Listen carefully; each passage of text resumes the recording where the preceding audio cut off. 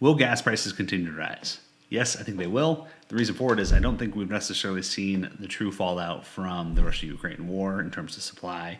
We are going to be continuing to dwindle down on supply across the world, across the globe, and as we deplete our oil reserves, you're going to have lower and lower supply, and you're going to have the same demand chasing that lower supply, which increases gas prices. So I do think gas prices are going to continue to rise. The only thing I think that could subside that is the winter months where people are driving less.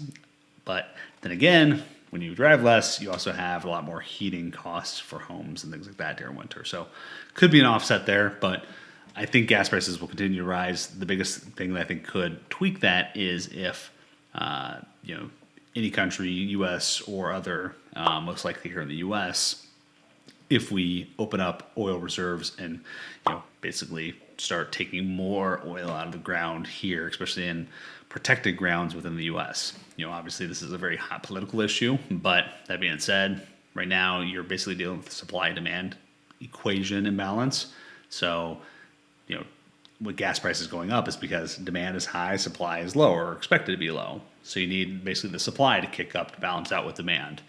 And, that's just not going to change until supply increases.